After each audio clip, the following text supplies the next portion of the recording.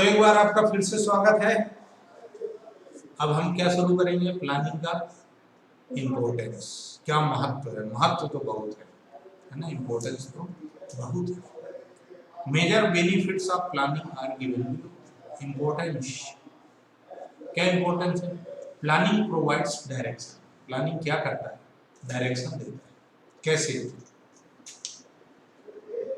Planning by stating the objectives in advance, planning provides direction for action।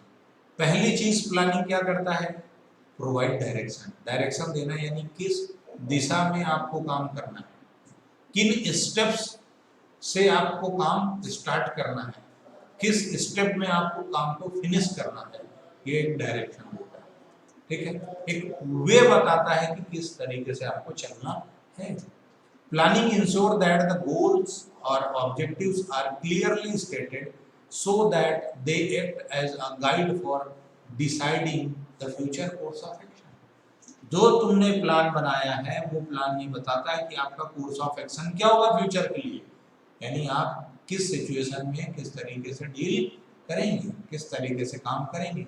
When goals are well defined, जब गोल अच्छे से आपका decided होगा, इसका मतलब देखो कुछ लोग ऐसा सोचते हैं, अरे यार मैं तो इंजीनियरिंग करूंगा, नहीं हो पाई तो फिर मैं पीएससी कर लूंगा, बैंकिंग कर लूंगा, ऐसा कर लूंगा वैसा। मतलब क्या है कि उसके पास कोई गोल डिसाइड नहीं है ना। अभी वो समंदर में गोते खा रहा है, उसको बाहर आना पड़ेगा। आपको एक चीज डिसाइड करनी पड़ेगी कि मेरे को क्या करना है। ठीक है, हाँ, नहीं तो वो बोले मैं रास्ते से जा रहे थे, भेलपुरी खा रहे थे ना, तेरे को मिर्ची लगी तो मैं क्या करूं। मतलब तुम ये डिसाइड ही नहीं कर पा रहे थे यार कि तुमको करना क्या है। और जब तक तुम ये डिसाइड नहीं कर पाओगे तब तक तुम्हारा गोल क्या है वेल डिफाइन नहीं होगा, और तब तक तुम अच्छे से काम नहीं कर पाओगे। कंफ्यूजन में रहोगे ना, तुम भी कंफ्यूजन में रहोगे, तुम्हारा कलीग भी कंफ्यूजन में रहेगा, मतलब तुम्हारा एम्प्लॉय भी कंफ्यूजन में रहेगा कि दादा तुम चाहते क्या हो, है ना। कुछ है क्या ऐसा, कुछ लफड़ा। When goals are well defined, employees know in advance what the organization has to do and what they must do achieve these goals। यदि well defined objective है तो आपको ये मालूम होता है कि मेरा ऑर्गेनाइजेशन मेरे से क्या चाहता है और उसको पूरा करने के लिए मेरे को क्या करना है। अदरवाइज आपका जीवन कंफ्यूजन बना रहेगा। What to do what not to do के चक्कर में यदि पड़ गए तो कुछ चीजें करनी पड़ती, कुछ चीजें नहीं करनी पड़ती। Departments and individuals in the organization are able to work in coordination. दोनों में कोऑर्डिनेशन होना चाहिए, किसके किसके बीच? इंडिविजुअल के बीच और डिपार्टमेंट के बीच। दोनों में यदि कोऑर्डिनेशन नहीं होगा तो काम टाइम से पूरा नहीं होगा। और टाइमली काम को कंप्लीट करने के लिए आपको क्या करना पड़ेगा? कोऑर्डिनेशन मेंटेन रखना पड़ेगा। In the absence of planning, employees would be working in different directions and the organization would not be able to achieve its desired goal। सरकारी संस्थाएं क्या हैं? कोई गोल नहीं, चल रही है बस, है ना। लेकिन प्राइवेट ऑर्गेनाइजेशन में क्या है? फिक्स है, पैसा कमाना है, तभी काम, ये काम मिला इसको पूरा करोगे तो सैलरी मिलेगी, नहीं तो कट जाएगी। सरकारी में कल कर लेंगे, बोल देंगे बीमार थे, बोल देंगे ऐसा था, या ये रॉ मटेरियल अवेलेबल नहीं, ये ऐसी चीज अवेलेबल नहीं है जिसकी वजह से नहीं कर पाए। पर यहाँ पर प्राइवेट में ऐसा नहीं है। यानी कि आपका सब प्लानिंग के लिए सबसे ज़्यादा जरूरी क्या है? आपका गोल सेट होना और उसके बाद प्लानिंग आपको डायरेक्शन देना है, what to do what not to do. ठीक है, planning reduces the risk of uncertainty. Planning क्या करता है? जो अनसर्टेनिटी है, अनिश्चितता है, उसको दूर कर देता है। क्यों? क्योंकि यदि आपका प्लान नहीं बना हुआ है तो आप कुछ भी करोगे, फिर आप कुछ भी करोगे ना। पर यदि आपने, जैसे देखो अभी आप पढ़ते हो और आप कहते हो कि मेरे को कुछ याद नहीं रहता, भगवान जाने क्या ऐसा हो गया कि हमको कुछ याद ही नहीं रहता। क्यों नहीं रहता? क्योंकि आप वेल प्लान्ड मैनर में अपनी स्टडी नहीं कर रहे हो। आप टाइम टेबल बना लो और फिक्स कर लो, मेरे को इतने टाइम ये पढ़ना है, इतने टाइम ये पढ़ना, तो आपके सारे सब्जेक्ट कवर होंगे पर डे। अदरवाइज आप एक दिन में सारे सब्जेक्ट कवर नहीं कर पाते। अकाउंट लेके बैठ जाते हो, आजीवन अकाउंट पढ़ते हो और अकाउंट की वजह से कोचिंग पढ़ते हो, लेकिन उसी अकाउंट में तुमको 40-50 नंबर पे लुढ़क जाते हो। वही हिंदी जो तुम सिर्फ 2 दिन पढ़ते हो उसमें तुम्हारे 70 नंबर बड़े आराम से आ जाते हैं, आते हैं, बड़े आराम से आते हैं 2 दिन पढ़ के। तो साला यदि तुमने उसको 5 दिन पढ़ दिया तो परसेंट वही बनाने में मदद कर रहा है ना, जिसमें जान फूक थी वो तो गायब ही हो गया ना। बस क्यों ऐसा हुआ? क्योंकि तुम्हारा प्लान सही नहीं था, तुमने उस प्लान पर काम नहीं किया, अनसर्टेनिटी ने तुमको निपटा दिया। पर यदि प्लानिंग करके काम करोगे तो कोई अनसर्टेनिटी, तो वो तो देखो गॉड गिफ्ट है, प्रभु का आशीर्वाद है, प्रभु जो चाहता है वही होता है। बट फिर भी यदि तुम प्लानिंग करके रखोगे तो तुम्हारी स्टेप्स क्लियर होंगी, कोर्स ऑफ एक्शन क्लियर होगा कि मेरे को क्या करना है और क्या नहीं करना है। इससे क्या होगा, तुम्हारी जो अनसर्टेनिटी, जो भटकने वाली चीज है वो नहीं होगी। यदि तुम्हारा रास्ता फिक्स है तो तुम कभी भी भटकोगे नहीं। लेकिन यदि तुम्हें गली ढूंढनी पड़े, पूछ पूछ के जब जाना है तो फिर कहीं भी चले जाओगे। इसलिए हमेशा क्या होना चाहिए, प्लानिंग। तो planning enables a manager to look ahead and anticipate changes and prepare for the risk by making necessary provisions. Planning बनाते टाइम मैनेजर को ध्यान रखना चाहिए।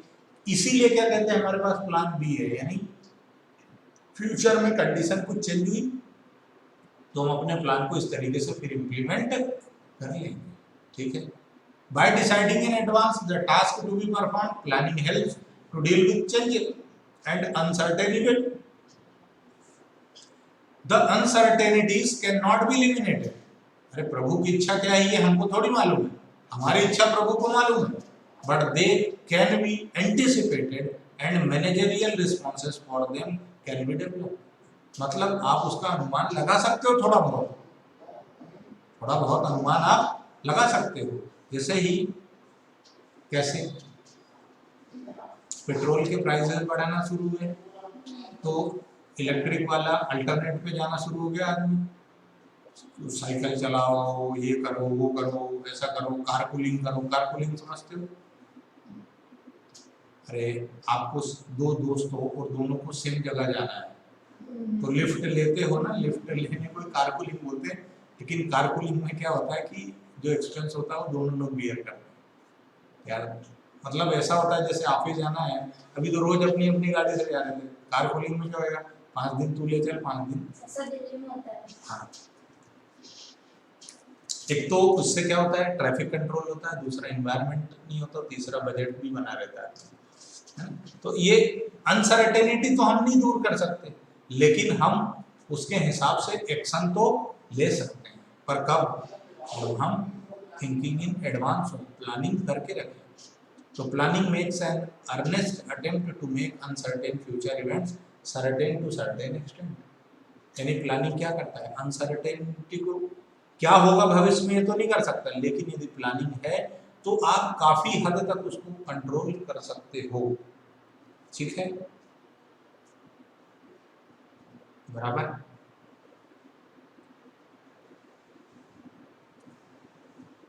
उसके बाद planning reduces overlapping and wasteful activities. यदि आपने कोई योजना बना ली है तो फिर आपका जो ना तो टाइम खराब होगा ना वेस्टफुल एक्टिविटी आप परफॉर्म करोगे। यदि आप सोच के निकले थे कि मेरे को ये करना है और वापस नहीं आ जाना है तो फिर आप इधर उधर भटकोगे नहीं। और नहीं बोले यार, अच्छा जैसे आप घूमने जाते हो तो भी सोच के रखते हो, कह रहे यार वहाँ जाएंगे और चले आएंगे, तो सीधा वहीं जाओगे और वहाँ से चले जाओगे। लेकिन चलो यार घूम के आते, कहाँ जाना है देखेंगे यार, जहाँ जाना, तो फिर आप घूमते ही रह जाओगे, है ना। ऐसे बिजनेस में भी आपके पास यदि प्लानिंग नहीं है तो फिर आप कुछ भी मैन्युफैक्चरिंग करोगे, किसी भी एक्टिविटी में लगे रहोगे, क्योंकि आपके पास टाइम की लिमिट है ना। भाई एग्जाम देने बैठते हो तो प्लान बना के बैठते हो ना, पहले बड़े बड़े नंबर के क्वेश्चन करेंगे, फिर छोटे करेंगे, फिर ये वाला करेंगे, फिर ऑब्जेक्टिव सॉल्व करेंगे, टाइम मिला तो एक एक नंबर वालों को आखिरी में देखेंगे। ऐसा प्लान बना के एग्जाम देने बैठते हो क्योंकि 3 घंटे की लिमिट है। यहाँ भी वही है, planning coordinate the efforts of different divisions, department and individuals. Planning ensure clarity through thought and action and work is carried on smoothly without interruptions. आपको मालूम है मेरे को बस इतना ही करना है, अब आप वेस्टफुल एक्टिविटी परफॉर्म नहीं करोगे। It helps in avoiding confusions, misunderstanding and minimizing unuseful activities. आप कोई भी ऐसा काम नहीं करोगे कि आपका टाइम लिमिट बियॉन्ड हो जाए। बड़ी बड़ी कंपनियों में क्या होता है, काम करने के लिए प्रोजेक्ट मिलता है और बोले आप ये प्रोजेक्ट कंप्लीट कर दो, 15 दिन का टाइम है। आप गए पहले 15 दिन गोवा घूमिए, उसके बाद अब आके काम कर रहे हो, गलत हो जाएगा ना। आपका प्लानिंग होगा सिस्टमेटिक, तो आप काम को टाइम पर कंप्लीट कर पाओगे। क्योंकि मैनेजमेंट ने आपको क्या बोला, भाई दादा 15 दिन में मेरे को काम चाहिए, 15 दिन से पहले हो गया तो तुम घूम फिर के आ जाना, तुम्हारी मर्जी, मैंने तुम्हें 15 दिन दे दिए। अब क्या है, मैनेजर साहब ने तो बोल दिया। लेकिन यदि तुम्हारी प्लानिंग सही नहीं होगी तो क्या होगा, तुम वेस्टफुल एक्टिविटी में इन्वॉल्व हो जाओगे। जैसे कि हम कल से पढ़ेंगे, आज तो फिल्म देख लो यार, बहुत बढ़िया रिलीज हुई है प्राइम टाइम, है ना, तो फिर गलत हो जाता है। Planning also makes it easier to detect inefficiencies and take corrective measure to deal with them. Planning क्या करता है, आपकी कमियां क्या है आपके अंदर, इसको भी बताता है, और उस कमी को दूर करने के लिए आप क्या एक्शन लोगे, ये आप सोच लो टाइम के हिसाब से, ठीक है। Planning promotes innovative ideas. जब आपको कोई काम दे दिया जाता है, और प्लानिंग ऐसे तो होती नहीं, प्लानिंग तो डिस्कशन से होती है। प्लानिंग डिस्कशन, ये मेज में बैठ के डिस्कशन चल रहा है ना, क्रिएटिव आइडियाज आते हैं प्लानिंग से। अच्छा, जैसे तुम लोग पिकनिक मनाने का सोचते हो घर में, तो सब लोग अपना अपना आइडिया देते हैं ना, उससे अपनी पिकनिक बहुत शानदार हो जाती है। ऐसे ही कोई भी काम करना है तो प्लानिंग में क्या होता है कि जितने भी मैनेजमेंट के लोग हैं, वो हर व्यक्ति अपना अपना आइडिया देगा, और वहां से what an idea sir ji, idea can change your life, one idea can change your life ना, not your wife, it's your life. तो आइडिया जब अलग अलग आएगा तो कुछ ना कुछ क्रिएटिविटी, कुछ ना कुछ नई नई चीजें आएंगी। तो while planning many new ideas arise and it results into creative, innovative and foresighted attitude among the managers। सबको देखोगे, सबके विचार अलग, अपन 5-6 लोग यहाँ बैठे हुए हैं, सबके दिमाग में कुछ अलग ही कहानी चलती है। तो जब इतने लोग डिस्कस करेंगे किसी काम को, तो निश्चित रूप से कुछ ना कुछ नया चीज आ जाएगा। Such new ideas can take the shape of concrete plans. Planning is the most challenging activity for the management as it guides all future actions leading to growth and prosperity of the business। आपके planning पर ही depend करता है आपका business कितना grow करेगा, कितना prosperous होगा, कितने संपन्न और धनी होगे, कितना पैसा कमाओगे, ये डिपेंड करता है आपकी प्लानिंग कैसी है। प्लानिंग अच्छी होगी तो ही अर्निंग होगी, ग्रोथ होगी, सर्वाइवल होगा, एम्प्लॉय को भी मजा आएगा, नहीं तो निपट लग जाएंगे, ठीक है। प्लानिंग फैसिलिटेट्स डिसीजन मेकिंग, ये अपन ने ऑलरेडी पढ़ लिया ना, thinking in advance. Planning establishes standard for control. देखो, जब आप प्लान बनाओगे ना बेटा, तो आप क्या करोगे, अपने एम्प्लॉय को बता दोगे कि दादा तुमको ये काम करना और इस तरीके से करना है, इतने टाइम में पूरा करना है। अब क्या है, अब आप उसको सिर्फ इवेल्युएट करना है कि कौन कौन से ऐसा एम्प्लॉय है जिसने काम को टाइम पर कर लिया। नहीं तो क्या करोगे, सैलरी काट लोगे या उसको कुछ भी करोगे, पर आपका कंट्रोल बना रहेगा और एम्प्लॉय के भी मन में ये रहेगा, ज़्यादा इतने टाइम में काम नहीं करके दिया तो फिर मैनेजर निपटा देगा। तो planning provides the standard against which the actual performance is evaluated. फिर प्लानिंग की, जैसे तुमको याद हो तो हमने चैप्टर नंबर 2 जब पढ़ा था प्रिंसिपल ऑफ मैनेजमेंट, तो वहाँ हमने मोशन स्टडी, फटीग स्टडी, ऐसी बहुत सारी टेक्निक्स पढ़ी थी। वो क्या करती हैं, फटीग स्टडी क्या कहती है कि बंदा कब थक जाता है ये देख लो, ये देख लो, और उतने इंटरवल के बाद ब्रेक रख दो।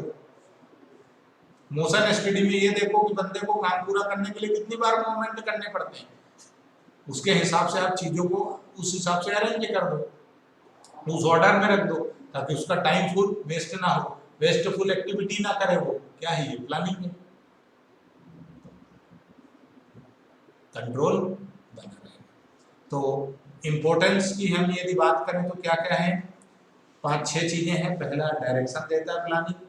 उसके बाद रिस्क अनसर्टेनिटी की जो रिस्क है, निश्चितता, इसको दूर करता है। ओवरलैपिंग वेस्टफुल एक्टिविटी से बचाता है, नए नए आइडियाज लेके आता है, डिसीजन मेकिंग में हेल्प करता है और कंट्रोल बना के रखता है। ठीक है, तो यहाँ से हम इस चैप्टर को अभी के लिए खत्म करते हैं, हम धीरे से बढ़ेंगे आगे। तब तक के लिए ta ta bye bye, see you.